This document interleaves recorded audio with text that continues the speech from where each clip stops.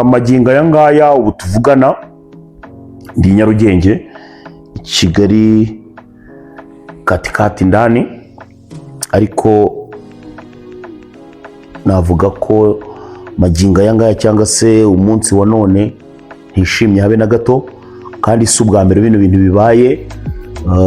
Nkeka ko bitagiye kuba n'ubwa nyuma, ariko nagira ngo mbivugire ku mugaragaro ndetse n'abantu mwese mu byumve.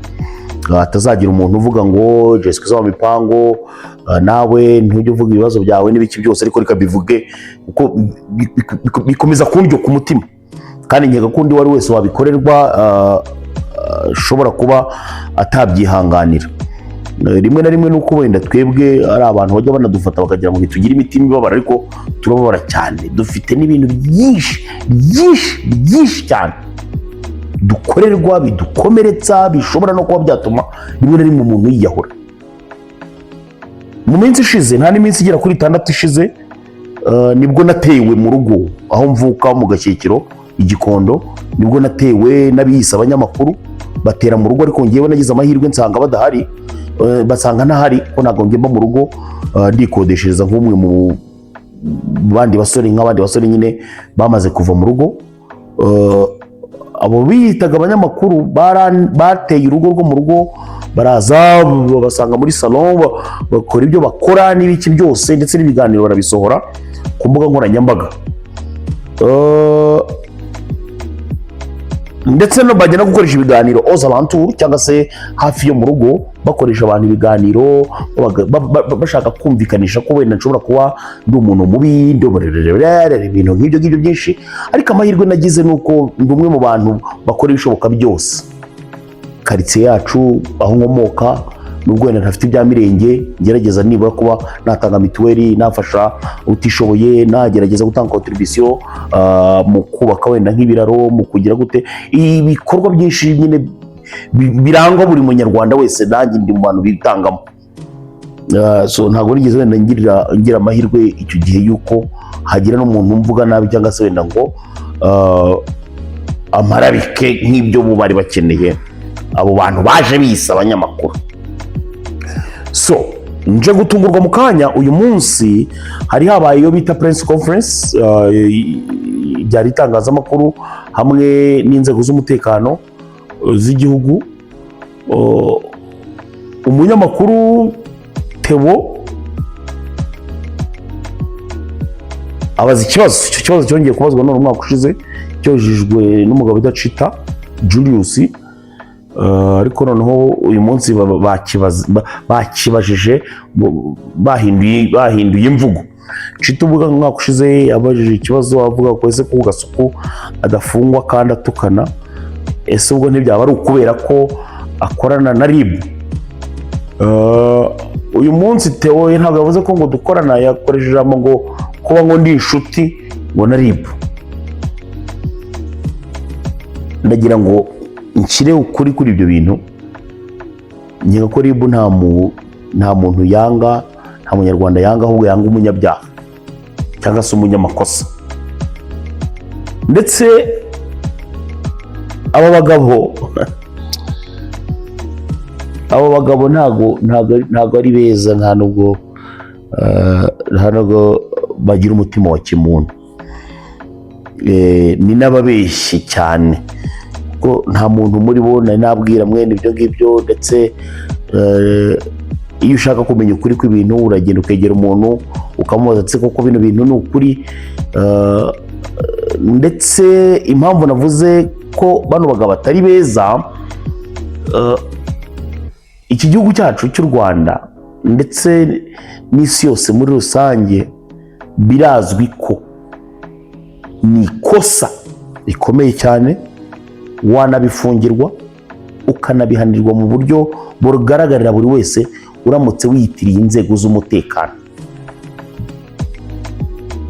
Ariko umuntu kubera urwango akwanga, umuntu bitewe n'uburyo gusa atakwiyumvamo cyangwa se bitewe n'ibyo yatumwe,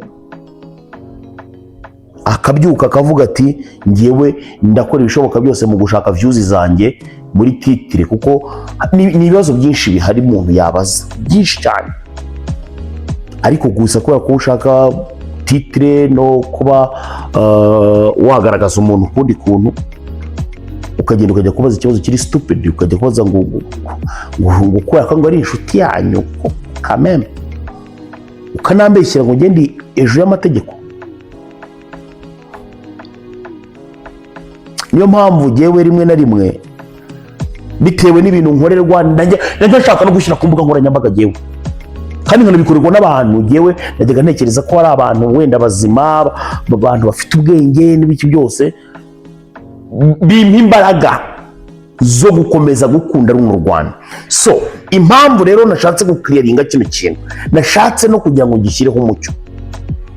Ejo bundi ahangaha nibwo nakoze video y'umugabo bita Bface w'i Burundi, ndimo ndamurespondinga ku ka video bari bakase gatoya batrikinze, bitamusubiza ndanamutuka cyane. Reka nongere bisubiremo n'abantu mwese mugakate kano kantu. Ibi mbivuze tariki 6 tariki 6, ni ukuvuga ngo itariki 6 z'ukwezi kwa 12 tariki 5 z'ukwezi kwa 12 umwaka wa 2025. Reka mbivuge gutya, nta munsi wa rimwe ndetse ntibiteze no kuzanabaho kubona umuntu n'umwe ushaka guhungabanya umutekano wacu twiga Abanyarwanda, ushaka gutuka umukuru wacu w'igihugu n'abayobozi bacu. Nzareberera ibi kandi mirehiriye imbere y'Imana, sinteze kuzateshoka kuri byo. Nzarwanije ibyo mfite cyose. Uno ni umudomo jyewe, ngo umudomo nanirwe gusubiza umuntu urimo uratuka umukuru w'igihugu, nanirwe gusubiza umuntu urimo urahimba amateka, apfobya amateka y'iki gihugu. Murebere, muzancunge neza. Nta muntu, umuturage w'u Rwanda ndabyuka mu gitondo ngo ngiye kumukoraho inkuru yo kumuharabika cyangwa se kumutuka. Kirazira kikaziririzwa, kubera ko nzi ko ibyo ngibyo ari ibigize icyaha. Iyo mvugo uyu Theo yakoresheje abaza ikibazo cye, mumbabarire Abanyarwanda muze no kubyandika muri commentaire. Uyu Theo iyi mvugo yakoresheje cyangwa se yabajijemo, muraza gusanga niyo mvugo n'ibigaraje bikoresha. Mugende mfate nk'urugero, Sergeant Robert nta n'iminsi myinshi iciyeho akoresha iyo mvugo ngo reba ngo we Kasuku gukoreshwa ngo n'abakapiteni ngo muri RDF, bamwe banshinja RDF abandi bakanshinja RIB, ngo kabyara mu koko. Ni ukuvuga ngo rero uyu Theo mu mucunge neza, muraza gusanga impamvu yabajije icyo kibazo ihari koko. Uyu Theo n'abandi bakorana, ni uruziga rw'abantu bakorana, ari nabo bashobora kuba barateye mu rugo mu minsi yashize. Nanze kuza agiye kubishyira ku mbuga nkoranyambaga, nabo bageze mu rugo, it's okay, bakoze ibyo bakora, baragenda, it's okay, nta kibazo, ntawe bahungabanyije umutekano, ntawe bagize gute. Ariko gusa nyine ibyabaye setu. Ibaze ngira umudomo, ariko uwo munsi naravuze ni no. Nta mpamvu yo kuba navuga ngo ngewe ndajya kwita kubivuga. Ibyo ngibyo ntabwo njye nabivuze. Izo ni torture morale nkorerwa, ariko sinjya nza ngo mbivuge. Theo afite ibibazo byinshi cyane by'iwabo mu miryango yabo, na nyina urwaye niba namufite cyangwa se wenda nande w'iwabo yagakwiye kuba arimo aritaho, apana kuza kunyitaho jyewe kandi ntacyo mutwaye. Iyo ngiye kwitangira ama episode rero nuko bitangira, nta bantu banyiyenzaho, umuntu akansanga nimere neza, nta kibazo ngirana nawe byose. Nk'ubu Theo w'igisambo, umuntu ni igisambo, yigeze kujya kangisha abantu avuga ati yewe nimutamereza aya mafaranga rwose ndabahemukira n'ibiki byose. Uwo Theo niwe ugiye kubaza mu ruhame, umuntu wagiye imageragere niwe ugiye kubaza mu ruhame ngo ese ngo kuyu, ese Theo wowe waje gucika ku ngeso yo kwiba no gukangisha? Nagira ngo nkubaze. Noneho muraza kugenda murebe neza abantu bari bahagararanye na Theo, ubwo yabazaga ikibazo ntabwo nirinze kugira undi muntu mvuga wenda ngo mujombe ngo gutya na gutya, ariko muze kugenda murebe abantu Theo yabazanyije nabo ikibazo bari banahagararanye nawe aho yabarizaga ikibazo buri muraza kugera musange niba abantu n'ubundi bagiye banshomokaho nkahita mbabwira ikinyarwanda direct gihe bikongora ubwo sinzigera ntangira ngo ngewe umuntu mutangire gutya na gutya no, ariko muraza gusanga abo bantu hari abo bantu n'ubundi nagiye ngira gute nagiye mburira abantu bose gwese uranshaka iki wabayeho nanjye nkabaho, ariko no crossing line zanjye nzitabara. Abo rero nibo bantu bashobora kuba babwiranye baganira na Theo cyangwa se bakaza bari bafite n'ubundi uwo mugambi, cyangwa se wenda n'abantu babanye nabo mageragere simbizi, akaba yarabijeje ati ngewe nzabakorera iki n'iki, muze kugenda mu bicunge neza. Nge nkunda kuvuga ibintu mfitiye proof, mfitiye gihamya, ni ukuvuga ngo rero muze kugenda mu bicunge neza. Nanze ubu ngubu kugira ngo nerure ibintu byinshi ngire gutezagaraza no ni ukugira ngo no ninjya no gutangira episode ya mbere muri episode 234 ngomba kuzakorera Theo, ndetse nongera no gusaba abantu mumuzi neza ubujura uburiganya ibyo akora byinshi umbabare nanjye mu binyoherereza. Umuntu nibereye aho nta muntu n'umwe urajya kundega muri RIB wenda ngo mfitemo ikirego cy'umuntu natutse uwo nandagaje, ariko umuntu arakomeza kubaza ibibazo biri stupid kuri yewe just kugira ngo agere ku kimwuka byaramo. Uwitwa Jihad unafunze magingo aya ngaya yigeze kuvugira kuri live avuga ngo ngiye guhorana na RIB hari mu mwaka wa 2023 ngira ngo kuri live.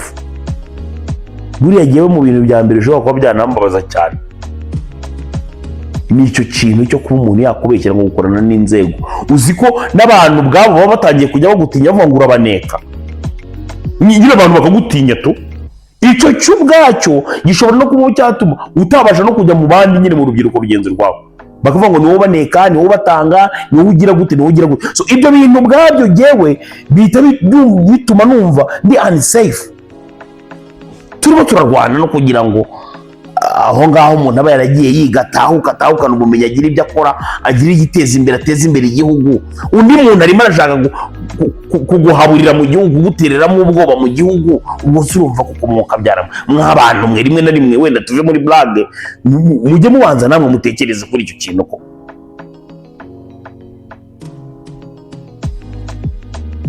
ni ukuri kw'Imana. Jewe rimwe na rimwe ari igihe mvuga ni aba bantu bakorera umuntu ikintu nk'icyo ngicyo akakubeshyera mu ruhame. Ariko nakunze ijambo umukuru wa RIB yamushubije avuga ati nobody here in Rwanda uri hejuru y'amategeko, ndetse aranamuhereza ubutumwa, niyo mpamvu meze nsubiza direct kubera ko numvise aramuhereza ubutumwa ati genda ubwire Kasuku yuko nta muntu uri hejuru y'amategeko, niba koko ibyo bintu abikora azabihanirwa. Ariko yamwibukiraga niba koko ibyo bintu abikora, jewe pe ndatukana ariko nuko umwanzi w'iki gihugu niba ari amakosa byo nzabifungirwa kandi sineze kuzabireka.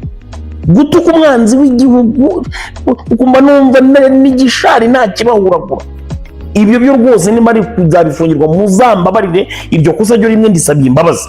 Ariko umuturage usanzwe mwuka byara mbigendera kure ndabyirinda, niyo mpamvu nizaniye content yo kuba nikorera inkoko zanjye nkotsa amanyama n'ibiki byose mu kwirinda kujya mu matiku ndetse n'igisa nayo nirinda ibyaha. Ariko niba hari umuntu ushobora kunsembura nk'uyu nguyu w'igisambo wigeze no kubifungirwa akansembura bene aka kageni, ni ukuvuga ngo abashaka ngo nkore amakosa kugira ngo agere ku ntego ye.